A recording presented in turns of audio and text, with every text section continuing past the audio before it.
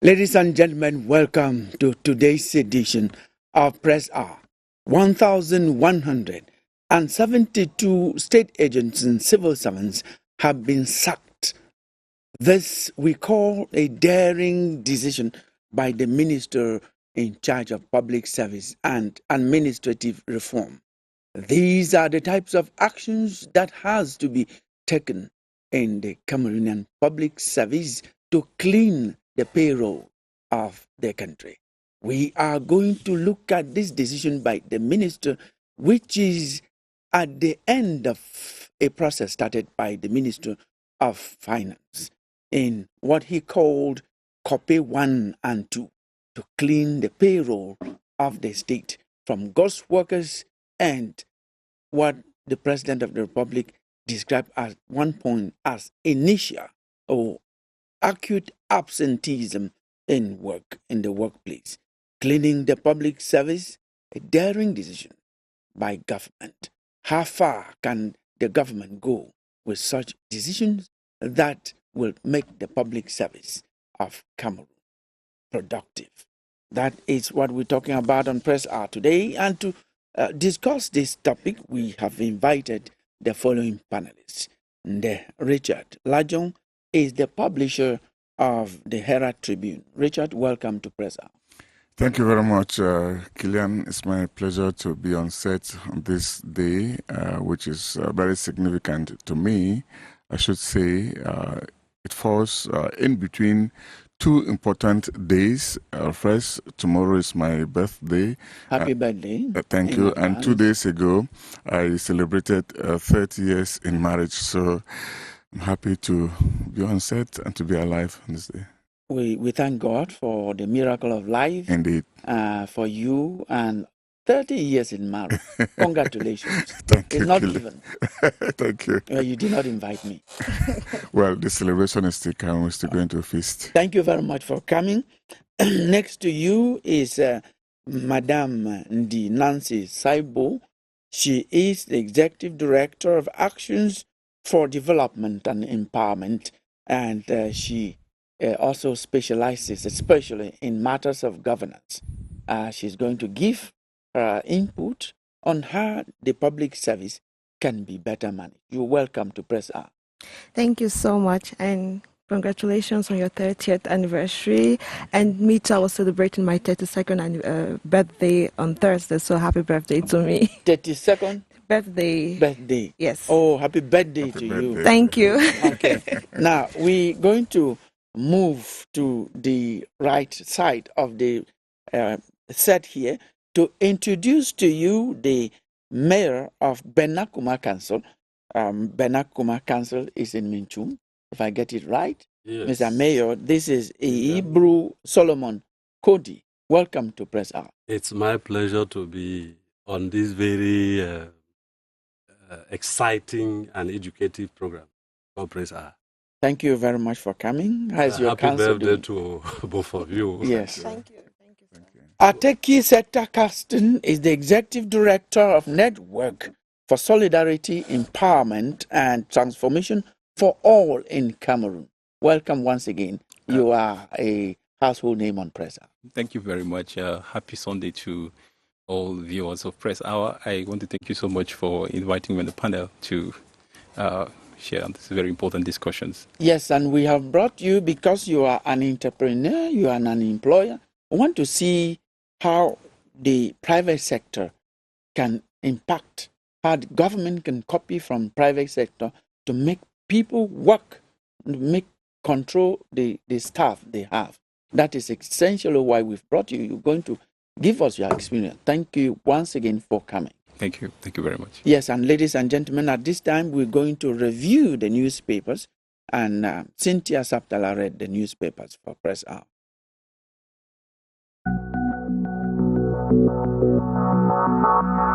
Let's begin our press review with Cameroon Tribune.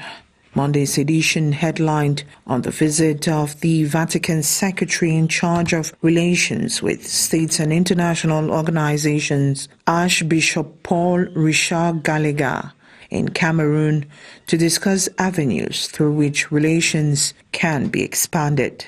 The Bachenga Tuyoko Lenabati was on display in the Lone Bilingual Daily this week. The economic impacts on the population of the almost completed project was detailed in the papers this week. The Guardian Post headlined on the Presbyterian Church Synod elections as Reverend Mickey Hans now assumes the role of new moderator and Ayuk Solomon, Synod clerk. In the Post, the outgoing moderator rebuked detractors in a farewell sermon, shaming Christians and citing hate and division by dragging the church on social media. Another major story reported by the paper was the dismissal of over 1,170 civil servants and 8,000 others under probation for perpetual absenteeism. Wednesday's November 20th marked the end of a 2-week moratorium for roadside vendors of the Mokolo market in Yaoundé to relocate to the newly constructed infrastructure. The newspaper Municipal Updates comes back on the Yaoundé City Mayor's Luc Messi Atangana's order and what should happen next given street vendors remained in their usual spot. Pleas for the release of the kidnapped Idabato District Officer Iwane Roland Ekwe continues to make front-page news, and The Voice barrister Keremuna publishes a letter to perpetrators on the inhumane act.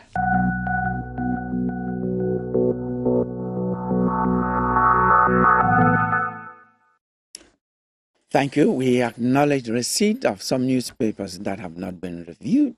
They got to us, the Herald Tribune, the Horizon, the Echo Outlook, and a good number of those newspapers.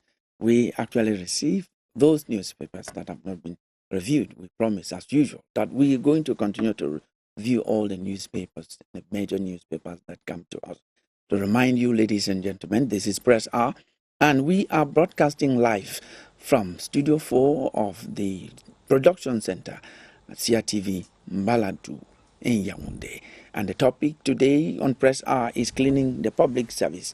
Daring decision by the Minister in charge of public service and administrative reform, having sacked this far a total of 3,577 state agents and civil servants. Recently, just this week, 1,172 were sacked. So that number, with the previous number, took it up to 3,577. We're going to see how far the minister intends to go with this and why the public service should not be a place for people to come as if they were tourists in the public office. Thank you. We introduced the panel already, and we are going to call on the journalists on the set. It is all about Press Hour. They're Richard Lajung to pick one of the topics that came up in press review so that we have it as a talking point. Richard. Thank you, Kilian. First, so many things happened down the week, but I want to, like you said, I should pick one out. I should pick out one. I want to take on the transitions in the different, some of the different religious bodies, the Presbyterian Church in Cameroon, who last week or this week elected as the moderator Reverend Mickey Hans and Reverend Ayuk as the Synod clerk. You know, that election came after so many things were being said. You know, there were a lot of kind of a ping pong game that was being played. You know, the accusations and counter accusations. And I think the end result is that a new moderator was elected, and even those who had dissenting voices have again come out to appreciate appreciate the elections, and of course giving some guidelines which they hope to see that the incoming moderator tries to handle so that the PCC remains one. It's unfortunate that all that had to happen, and and the spillover effect, we saw it in the social media. And again, we also had another turbulent moment, this time with the Cameroon Baptist Convention, who also have been in court throughout this week. I really pity the outgoing executive president, Reverend Dr. Diteme, who had to move from Bamenda to Yaoundé to Bamenda because of court cases. And I think as a church, it's important, if we can't handle our own issues, then who else, whose problem can we solve? If we have a problem and we can't solve, we decide to take it to the court, means if a Christian comes with a problem, you will definitely ask that Christian to go to court, because I think that the church should be a place where people come to seek redress, justice, but if you want to take justice to be delivered outside by another person, whereas God is divine, from whom we can get justice, I think it's unfortunate. However, we're happy too that they have a new man on board. Thank you very much. When things fail in all aspects, we are supposed to run to the church. They should not be generated in church. That's what you're saying. Thank you very much. And I just want to add to what you have said before I go to the other panelists, that what you had in the CBC, for example, is because the outgoing executive president, who is a no-nonsense person, brought in a lot of reforms that some people thought step on their toes, and they are kind of seeing their own interests not at the fore. So we want to continue to say he has declined to run again. Any other person who is coming up as executive president should continue with such reforms. We are also talking about reforms today in the public service. So reforms are good for our society, and it's time for us to ask Madam And definitely when reforms come, they'll touch on toes. Yes, Nancy, to have a say on this topic. Yes, in God's house, we should find peace and not turbulence, not disagreement. Even if they disagree, they should disagree to agree. You know, when we go into spirituality, you have to weigh your words. It's very complex. It deals with a lot of emotions. So if we have to talk according to the scripture, God does not like trouble. He does not like when his children are fighting. So if you are a leader, if your term has reached, give way to the others so they can work. So at the center are Christians. They are people that are coming to serve God, not coming to serve to settle scores. So I feel like let's start going back to the foundations of what God's house is all about, and so that, because whatever thing is happening, whatever churches, people are watching. And you know, the church is like a hospital. A lot of people come with problems. Some of them even come with disputes, thinking that the church will settle. When the church has its own issues, it becomes complex. Because if I'm coming to the hospital to complain about the headache, and the doctor is telling me he has headache, I'll go back home with my own headache. So it's important that we settle this, so that the world should be a better place. So when we go to church, is to worship God and pray and make sure that our hearts are clean towards him. Yes, and I'm a Christian. Some of us who are committed Christians, we say the scriptures is our reference. Each time you have any dispute, you go to the Bible, and what does the Bible say about this? Now, Lord Mayor, your take on this. Just a word. Yes, thank you for letting me say a word on this. You know, leadership, if you go to Romans 13, you discover that all leadership comes from God.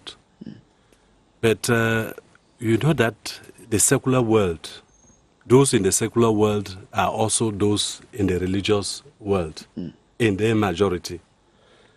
And so some ills concerning leadership in the secular world are tempted to be introduced in the religious world. That is why we have skirmishes, we have troubles in the church. And the Bible is very clear that the church is gradually infested by false prophets, which means that some people with different agendas are also in the church. That's why we face these problems. But in the final analysis, I think the Bible is the only tool that can take us out of that mess. Thank you very much, Seta. Caxton. Well, I mean, like the church has been on the news for the unfortunate headaches that Nancy has evoked. But I just want to say that I think our responsibility as Christians is to pray for the church, and it's really unfortunate that you have disputes and all kinds of strife within God's church. So I think we just need to pray and commit this in God's hands. I guess God will figure out a way for this to be resolved. I think this is really not the first dispute we are seeing. Historically, you can see that the history of the church has been, that of many ups and downs. And I just want to congratulate the Right Reverend Moderator, Reverend Mickey Hans, for his election as moderator, and his synod clerk as well, and to wish him brilliant success in his mandate. Thank you. We all wished all of them elected to serve in God's vineyard, to be examples, moral examples for all of us, so that we run to them when we have moral trouble. And we are discussing today on the cleaning of the public service in Cameroon, and asking, wow, daring, how far the ministry has taken very draconian measures to dismiss people who are absent, unexplained from the job, people who are, some of them, non-existent. That's what we're discussing today. And we just want to go around the table to talk about this move, this daring, I call it, I describe it, by the minister. We're going to start with you. You just ended, we go around from you. So how do you appreciate this? I think it's a move in the right direction. But it's really not. It's really not. I wouldn't say it's really not the first time that this is happening. If you look at a little bit about the history about how this has happened, way back in 2002, they were already speaking about cleaning the payrolls, and also the civil service jobs of people who are not effective. In 2005, that was done also. I think about 500 people were removed from the the payrolls of the state. In 2018, I think the president announced again that they're going to begin new measures of removal. So there was so much hope and promise when they said in 2002 that they were going to introduce the system of staff management, the CGPES system, which was going to make things easier in terms of managing the state. So now the question is that system working? I mean, the purpose of a system is what it does. You cannot say that the purpose of a system is to do what that system constantly fails to do. So it's important that we go beyond the excitement around removal of the people, to look at what are the causes of this, because apparently the system is not as effective as we had hoped. It will, and it raises a lot of questions. Yes, the causes, and then how we can remedy that. We're going to treat that in the second part of the program. At this moment, we're just trying to appreciate the minister's decision to go head on and sack a good number of these state agents and civil servants. Lord Mayor, your appreciation of the minister's move. Yes, a very excellent idea. If we need to really change our system, change our mentalities, cause effectiveness to be and efficacy to be introduced in public management, such hard decisions have to be taken. Thank you very much. And Madam Nancy, you are a governance expert. How do you appreciate this in perspective of governance? I think it is commendable. Let's start from there. And we want actions if we want to bring back trust in the system. We know that there are systemic flaws. So sacking all of this public servants it's like, okay, we are getting there, but there's more that can be done, or what are these causes. But I think we should commend this act first so that it can bring back order, and people need to know that they are working for Cameroonians and they're not working for themselves or for their pockets. It's for public service. Public That is service. actually what it is. Richard? Yes. Clearly, there's always a beginning, and I think if the Minister of Public Service has started, to clean up the payroll of the public service, I think it's a laudable initiative. But sometimes things like this come up, and suddenly you don't hear anything again. They stop, and the same machinery continues. So we think that as the minister has started, let it continue. Because if we are talking about 1,172 and maybe 2,000 others that are online. Actually, 2,595 in process. Okay, we think I don't think those are all the Cameroonians who have not been effectively been at work. There are so many. We're talking about thousands of them who are out there in Europe and America, and The Ministry of Finance identified 10,000. Then the first wave of this process, 8,000 were summoned. Yeah. 8,766 were summoned. Only 600 and some appeared. Yes. So appeared where are the before. rest? And then today we are talking about 1,000 or 2,000 that have been dismissed. I think it should be instant. It's because we have, those who are in charge. Sometimes they collaborate with these people who are outside there to milk the state's resources dry. They collaborate with the hierarchy because, for example, a principal of a school knows that this teacher is in America or Canada, but the salary is passing because they have to share it together. They have to share it. Well, we're going to. That is So actually we the think crux of the that- matter. We will get there. Yeah. And then you bring up that Yeah, point. so I think by conclusion, Kilian, I want to say that the minister's decision is very laudable, and it should move into all other services of our republic. Thank you very much, and that's why we're talking about here on Press R. We're going to listen to the minister, why he came up with this and what his plans are. Yes, let's have him. The Minister of Public Service and Administrative Reform, Joseph Lee. The COPE operation was launched in 2018, and it went on until 2019. And at the Ministry of Finance, where it has been launched, they have noticed that many civil servants were not in their post of duties. That's why, after suspending their salaries, the Ministry of Finance sent the files to us here at the Ministry of Public Service and Administrative Reform for the second part of that operation. They have been summoned with letters of inquiries because we wanted to know where they are, why they are not in their post of duties. There were many of them, more than 8,766 civil servants who were absent, who were missing. We sent the letters to know where they are, why they are not in their post of duties, and let me tell you that only 601 of them answers.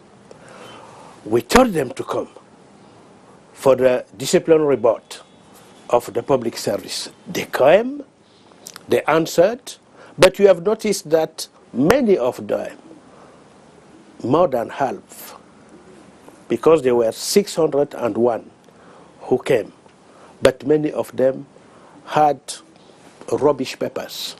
For example, somebody tells you that I've been ill for, let us say, 2 or 3 years. When you ask the file, the medical dossier, they present wrong papers. And more than 300 and 50 of them have been punished. They have been sacked from the public service. The operation, as I said, concerned more than 8,766. They didn't answer to our letters. They didn't come to us. That's why, after trying to verify, after calling on them, after writing letters, even sending messages, and so on, they couldn't answer. They didn't answer. And we were able to conclude that those persons do not exist, or they have gone elsewhere. That's why we have started sacking them from the public service.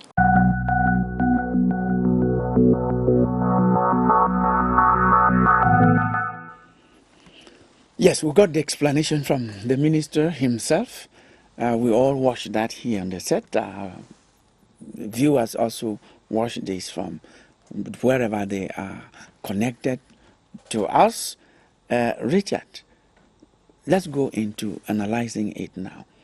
He has said, as you've seen, I should not be telling you. When you look at that, the point you are raising comes up. Yes, like as I said earlier, there are a lot of people who are involved. It is a whole dragnet of people involved. I quoted the example of secondary education, because that's where most of these civil servants, I'm sure that's where they are found, and sometimes in the medical field as well, where a teacher decides to travel out of the country and shares the salary with the principal. And each time there is going to be a census, the teacher is informed, he rushes back, and the census is done, goes back, and the salary keeps passing. I think this did not start today. It is something that has been going on for years. We've been talking, the president of this republic has talked about Inertia several times in most of his end of year messages or speeches. And when each time he comes out to address it, you see ministers rushing to take decisions. And before long, nothing again is done. If every year, Killian, the public service is being cleaned up by those absentee civil servants, and maybe new ones recruited, and why should even new ones be recruited? Like the minister said this morning on radio, that probably the resources is usually not there for those people to be replaced. But I think that people have to be very serious. The directors, the chiefs of services, the human resource man, they should be very serious about checking who is effectively prepared. Because sometimes it's not only those who have gone out of the country, but those who come and at the end of the day go back without doing any work, and they receive government salary. There are people who have died and their salaries have been passing. Not long ago, from the Minister of Defense, over 1,000 fake soldiers were discovered who have been receiving benefits that they don't due.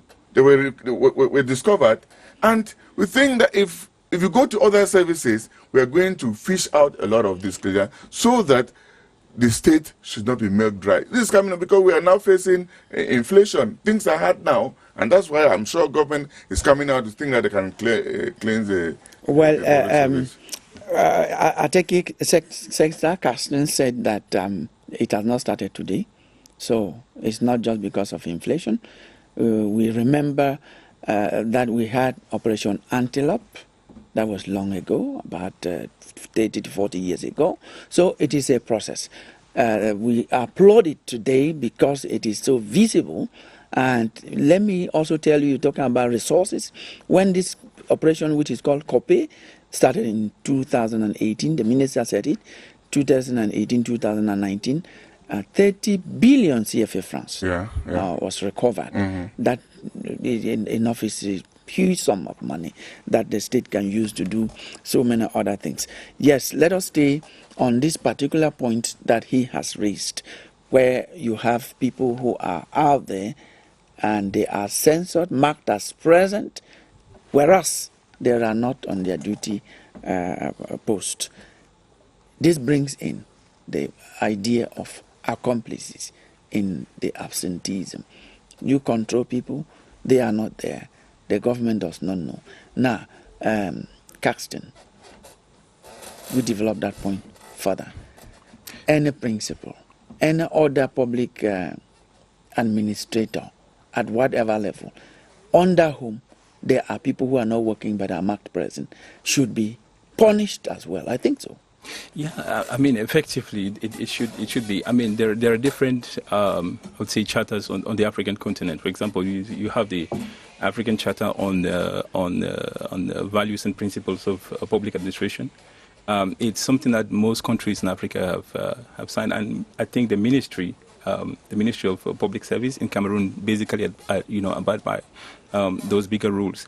If you also look at the general statutes of the civil service in Cameroon, it really has clear principles. You have disciplinary commissions. You have everything, that is supposed to ensure that these kinds of things don't happen.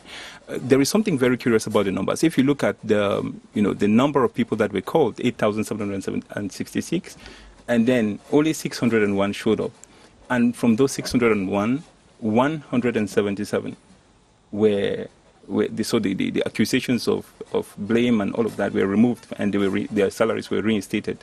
So it also raises questions about just the effectiveness of the system that is in place. Why? Because if you can call 177 people that initially did not have any particular issues, they were effective at work, but then their names were put on the system, and they had to go through a process of litigation before they could actually, be sacked. It becomes before they could be reinstated. Reinstated. Yes, it shows that there's an issue somewhere, and actually, I think that a system, like I was saying, a system that is meant to do something and it doesn't do it, you have to ask questions. In the medical, I'll just take an example. In the medical field, they have a 0.1% error. So if you're, for example, maybe producing or selling a drug in the market and 1% of the people that consume those drugs die, it is basically taken out. Yes. 1%. It is not tolerated. Yes. In other places, you could go as maybe up to 2%, 3% acceptable.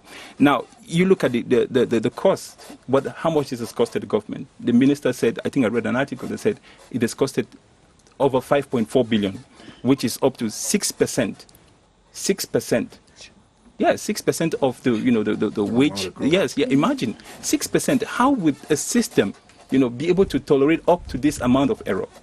6%. It's too big. And if you look at the cost over the years, if you look at it, maybe 5 years, and you're losing 5.4 billion francs a year, this is too much. Okay, really too much. We agree with you, Madam Nancy.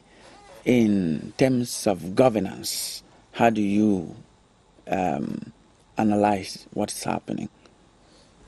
I would say that we, like I said earlier, we should commend this action, because if we want to build strong institutions, we need to hold each other accountable. So, and even public servants need to be held accountable. So, we say I think the minister is working to that.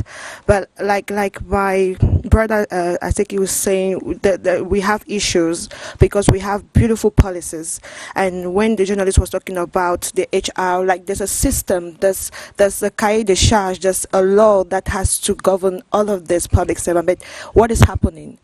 I mean, there's a problem at the level of how it is implemented because of no man, because of corruption.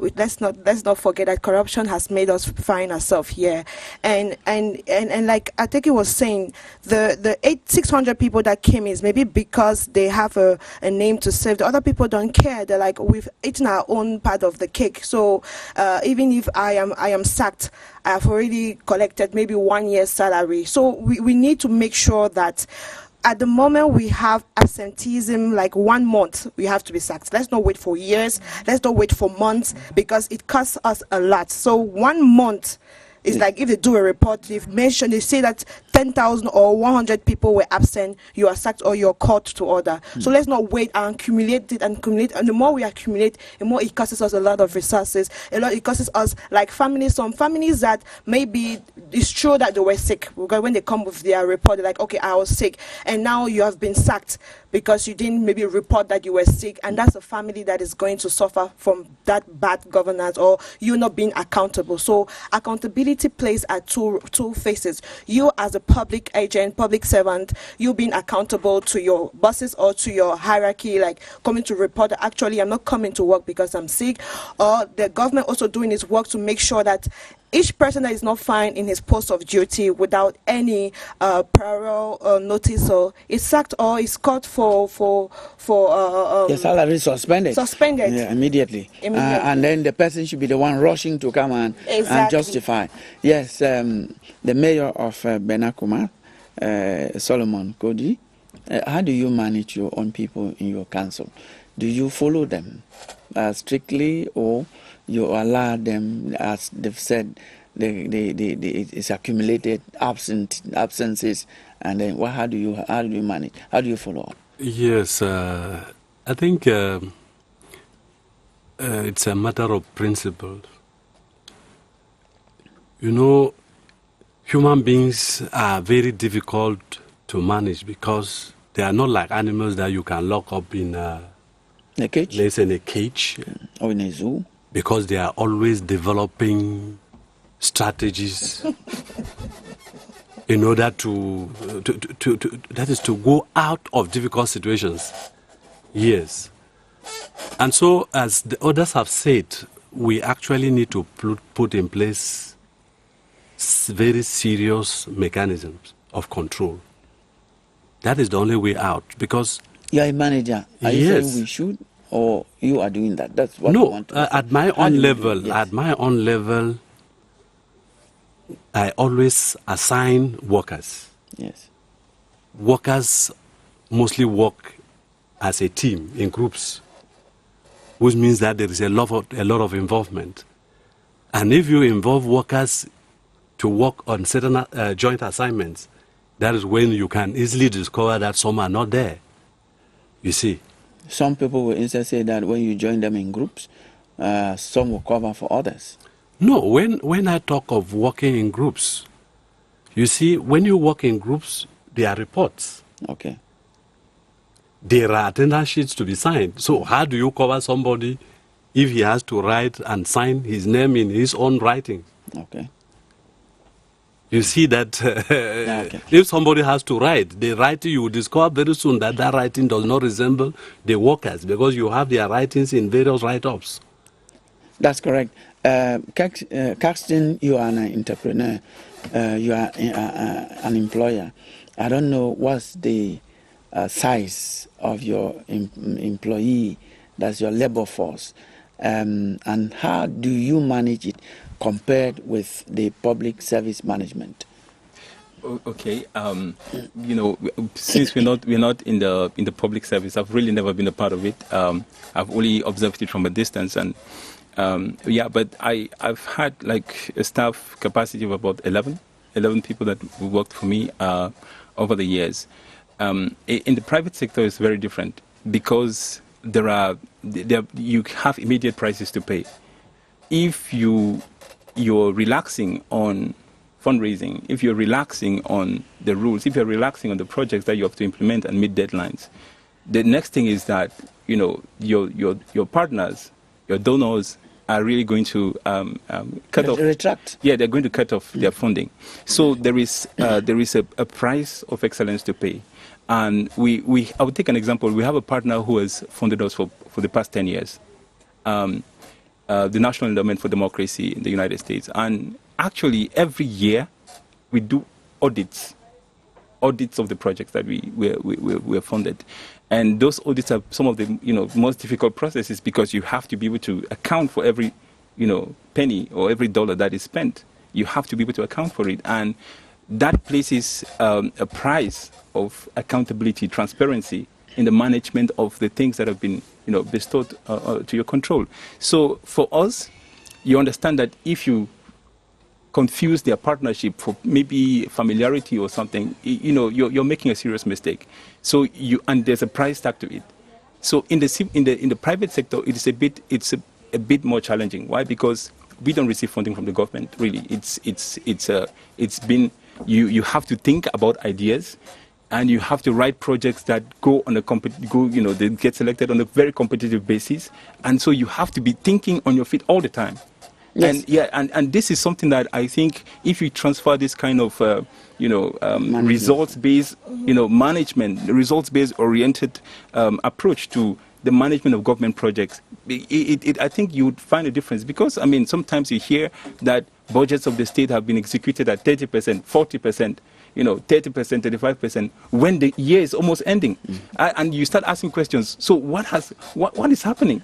What have they been, doing? And the next year they're going to vote a new budget and pass, and still implement it at 45%, 50%. Exactly. It doesn't look like a system that is performing. I think that system of management in the private sector should be transposed into the public sector. That can be done if the measures are taken, because the mayor just said that human beings, they develop survival strategies to come out of difficult situations. But it doesn't mean that in public management we should condone such behavior. Now, after that is said, I continue from where you are. What are the modern methods of making that type of management from the private sector to the public sector? And remember, before you come in, I see, yes, you just want to answer. In some areas of public service in Cameroon, we have FACOM. FACOM is actually following up. If you don't come to work, you account for every second that you are supposed to do at work. We have CNPS, it's also already doing that. We have the taxation department and some other services. Those are public establishments that are doing that. Yes, how do we transpose? I think that the action that has been taken by the MINFOPRA is symptomatic of what needs to be done for the whole system. Because it makes it look like the problem is just among teachers and nurses and everything. But it is something that I think now calls for a general review of the efficiency of government. I think one of the principles that you find in the charter on public administration is that it's actually general somehow, because it was initiated. Someone said the call was by the president in 2018, and the Ministry of Finance started it. When it's finance ministry, it's coming from all administrations. From all administrations, yeah. But you find that there are different kinds of mechanisms that would you can make this change to happen. It could be a bottom-up thing, where decentralization is the mayor is right here from the very local level. If you can be effective from there, then you can have general effectiveness. But you can also have a top-down approach where you apply a shock therapy, like what the minister has done. Yes. It's a shock therapy to the system that tries to redress some of these issues. And it's not you can find these examples everywhere else. In the United States, the new president has tried to set up a Department of Government Efficiency. You mean the president-elect? President-elect. Yes. Yeah, he's trying to set up a Department of Government Efficiency where they examine wasteful spending within government and the waste of resources, and try to cut it off, because again there are different kinds of programs, all kinds of these kinds of things that resources are just thank you. Let us take the speech around the table. Lord Mayor. Yes, he had just cited a case of the US. This problem with Indonesia is not just in Cameroon. Even in developed countries, they face difficulties. I remember the case of France, where they have to cut government spending because they think that money is pumped into areas that are not useful for the state. Yes, unnecessary spending. But for our case, I really think that if we need to be upright with public property and management, we need to reinforce the control mechanism. Yes. People have to be punished for their shortcomings. Exactly. If you are a boss actually you need to be very applied Thank you. in your principles. Thank you. Yes, Richard. Thank you. I've been itchy to come in. The mayor has touched on something. You know, we know in this country a few years back that a minister, because he was trying to implement government policy, was sacked with the use of public vehicles. He was sacked because he was trying to implement. He actually caught government vehicles. People take them to the farms or to other things, and the way they are being used. And when he came out to stop these cars on the way, the next thing was he was stuck. I'm sure some of these things, you know, people have their proteges, so they try to protect them. I know if we borrow a leaf from the private sector, where, for example, if you come to, I'm sure the mayor should know all the staff of his municipality. He will be able to call them by names. He will not, if this person is not there, he will know. And he should apply same. If you come to a ministry, you know, there is the staff under a directorate. The director should know that if this person is not, he should immediately know. He should not be asking again, where is this person? Why is this person not present? Take for in the radio and television, for example, Killian, if you are asked to present news at 7:30 p.m., the day if you are not there, everybody knows that Killian is not there. But if you find other sectors, whether the person is there or not, nobody cares. And that is why we find most young people today struggling. When you hear them say they want to enter the public service, it is not because they really want to enter the public service to do work. They want to use it as a stepping stone to move out of the country. I keep bringing in the education sector. Thank God that the entrance exams into teacher training colleges were suspended. I mean, that people have to, you go freely, and then for you to be absorbed, you need to go through an exam. You need to know, you need to have seen how many young people wanted to go to the teaching field, not because it is their calling, but that it is the shortest way to have a matricule. And once you have that matricule, the next thing is you move out of the country and your salary is passing and you keep draining the public service. So we think that the government has to borrow a leaf from the private sector, where the head of that sector at least knows his or her collaborators. Yes, we're going to listen to the minister again, this time to see how far they intend to go with this.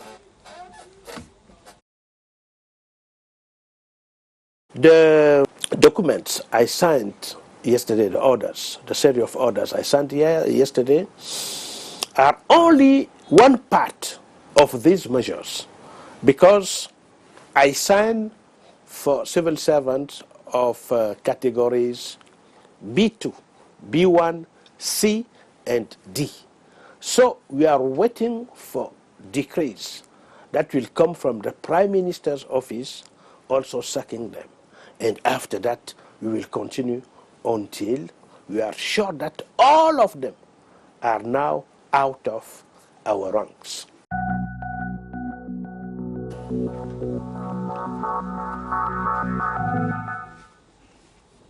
Yes, he said it so clearly. That is a process they're going to get to the end, that all of them, to quote the minister, are going to be cleansed of the public's payroll. Madam Nancy, these people who have been sacked, some of them, and those who were declared ghosts, for example, they've already collected from the state. The recovery, what should that, should the government take them to court? How should that be managed? You've been unduly having money from government.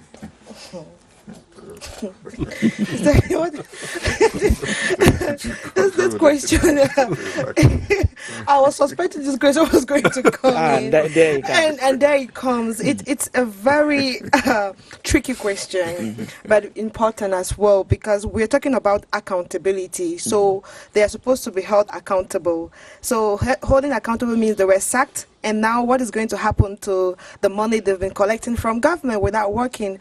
I think they have to play something fair around here. I think something has to be done, because they cannot just let it go like that. Okay. Yeah, because we still have some public servants that will tell you they've not had salaries for a while, where others have been receiving salaries. Whereas, and you see, so we need to be fair here. And if we want we want to reinforce a corruption-free system to improve public service delivery, there are some things we need to. It's going to be hard, but we need to act. Because if you look all this chain, as my co-panelist was saying here, it's a chain and it's corruption. So when someone will benefit from something, that's why I'll maybe say you're present. So we need to start fighting corruption. We need to take fighting corruption in Cameroon very serious, because it affects every area. Because if we start looking at the causes, Mr. Killian, it is because there's corruption involved. Yes. So if we want a better service delivery in Cameroon, let's also reinforce fighting corruption in every sector in Cameroon. Yes, I think the government is going to do just that, as you're saying, to try to recover. Now, the same question to you, Caxton, and to the mayor. You will find some of these people who have drained this money from government for 10 years. You know, it was started in 2018. Some of them, even way back, they've been unduly having this money for 20, 30 years. And when you see some of them, they have not had, and they have nothing to show. They don't have a hut to call a house. They don't have any investment somewhere. They are barely surviving. How do you recover as government from these people? It's a real challenge, but something needs to be done.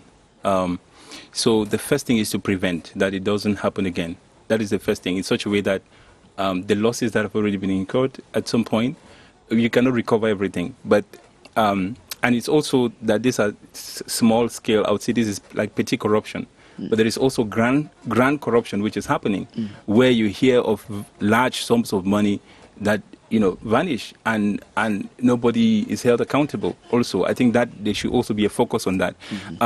But I think that over and beyond the different measures that are being taken right now to sack people, the ultimate goal is about the optimum performance of government, about optimum efficiency, optimum effectiveness.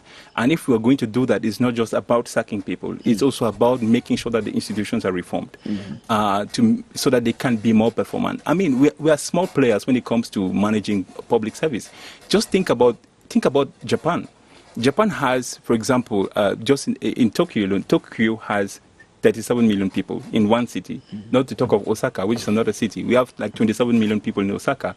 Now, when it comes to managing the public service there, Tokyo alone is more than the population of Cameroon. Yes. But why is it that with a small public service like ours, we cannot put in a system that can manage 300,000 people? Okay. With technology today, it is really possible to get this system effectively working for Cameroon and effectively managed. Thank you. We have 3-4 minutes to go to the end of this program. Lord Mayor, this recovery, how can you recover from someone who doesn't have? Well, Killian, I would like to be very frank here that if there is a possibility of revising the public service internal rules and regulations, it should be done so that all the sanctions and recovery measures be put in that document so that they can even serve in law courts. Exactly. Yes. Because without that, I don't really see us moving into the recovery phase when there were no announcements in the document about, because I think the heaviest sanction should just be dismissal. But if we go beyond, it would be better for Cameroon. Yes, thank you very much. We actually invited the director in charge of discipline and litigations in the Ministry of Public Service and Administrative Reform. We cannot say why he didn't come. He would have answered some of these questions that we are asking. Now, Richard, 2 minutes to go, your take-home message. Well, my take-home message is that let me start with the issue of recovery. I doubt if that money can be recovered, because how do you recover money from somebody who is not even in Cameroon? I mean, first he was invited, summoned for disciplinary measures, he didn't come. Is it about recovering money that you think the person can come? It will damn the shit and stay him.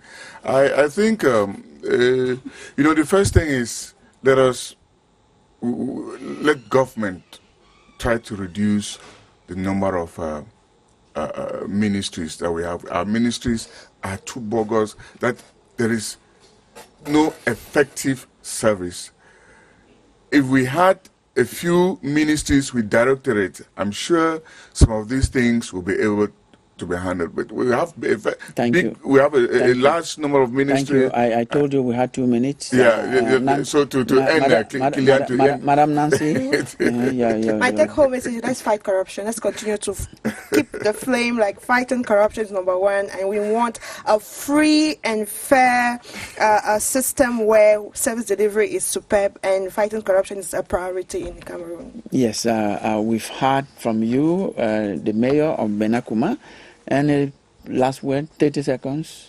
Change of mentality in all aspects. I would say 2 things. It should also, this move that has been made should also extend to maybe looking at the voter rolls and clearing and, you know, doing away with people who are not really supposed to be voters anymore. ELECAM should also take this kind of measures so to help people have clean up voter rolls. Thank you.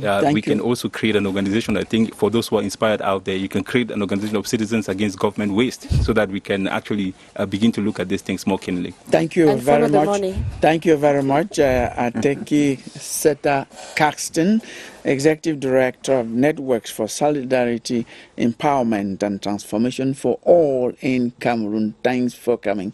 And I also want to thank you very much, Richard Lajong, publisher of the Herald Tribune, Madame D. Nancy Saibo, who is Executive Director of Actions for Development and Empowerment, our own Hebrew Solomon Kodi, who is the mayor of Benakuma Council. Thank you for traveling all the way from Bamenda to Yaoundé.